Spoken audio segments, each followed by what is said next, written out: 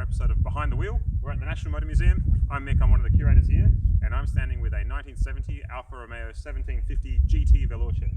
Now, I'm very attached to this car because the car that I drive in my day-to-day life is an Alfa Romeo Giulietta, much more recent, 2014, but it's basically the spiritual successor of this car. Same engine size, so they've carried on some of those traditions.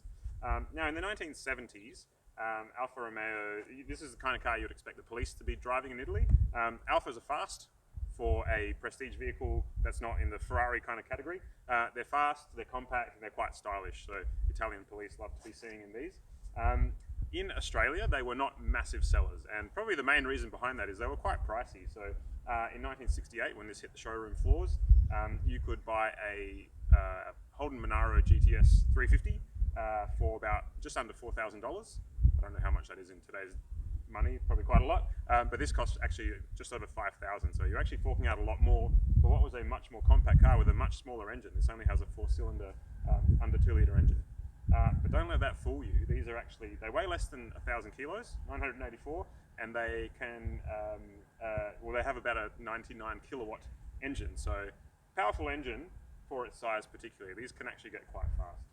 Now, the Alfa's been at the museum for just over a year. It was generously donated by a gentleman called John Brooks.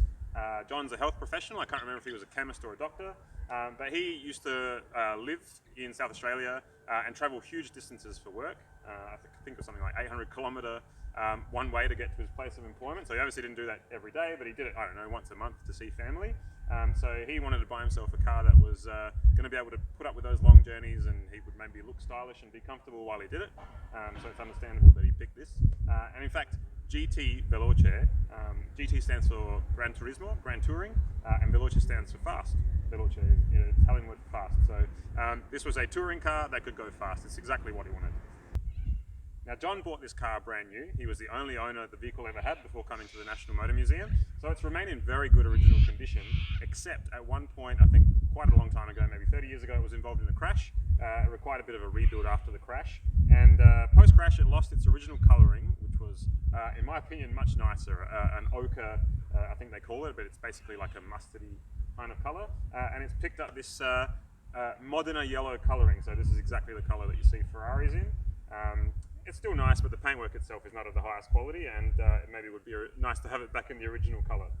But anyways, enough about the car. Let's go have a look underneath the bonnet and see what drives this spirited Italian beauty. I can't wait. G'day Nigel, how are you? I'm good, Mick. Yourself? Well, now I'm better now that I'm looking at this. I love these engines. Now, what can you tell us about them? They're all alloy, aren't they? Yep, so this is an all-alloy 4-cylinder, double overhead cam. Runs twin Webers on it. Maximum kilowattage out of them is about 99. So power to weight is actually quite good. A lot of power, very small body, very lightweight. Probably quite modern for its time, being aluminium. And I believe this one is probably in between a Series 1 and a Series 2, where they probably started to throw a few Series 2 bits on it. It's actually got the double brake servos on it because it's got 4-wheel disc brakes on it. 5-speed manual. And it's got double wishbone front suspension in it, which around about the 1970s most manufacturers were heading towards McPherson struts. But I think that's the thing that actually gives it its handling characteristics. So actually runs quite nicely for an original vehicle. Probably does need a little bit of work around the place, but as we go through an auditor, we'll find out those and see if we can resolve it. But very nice to see it actually neat, clean, and pretty tidy underneath here. So if you had $5,000 back in 1970, what would you have bought, a Monaro or this? That's a very good question. I've never really been a big fan of Alfas, but actually having a little bit of a tinker with this, I get to appreciate the technology that they were dealing with in the day, and it's actually quite a nice little thing to have a bit of a spin in it. So we'll make a believer out of you. Shall we take it for a drive? I think you should take it for a drive. Let's hear it burble. Let's go. Let's go.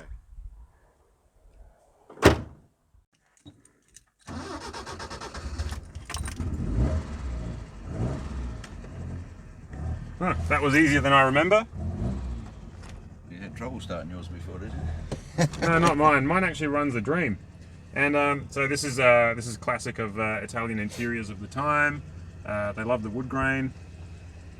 They love to let you think you can get up to 140 mile an hour.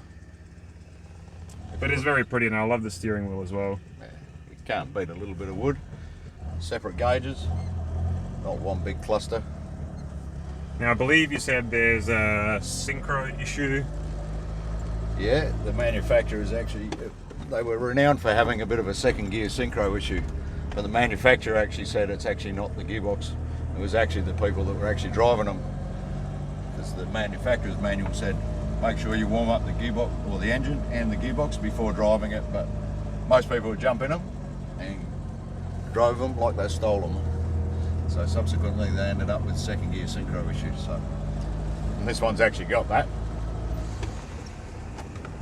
It's, you go a little bit too quick on the change and it actually grinds the gear a little bit. So Oh, you've done that one well. that was third gear, so I should have been all right. Trying to make you look good here. Thanks, Mick. There we go. Now we're back in a second. Not a noise on it. So Now, as I said, we the interior of the car is in original condition. It does have its couple of rips and tears in the seats, but this is very much as they came out.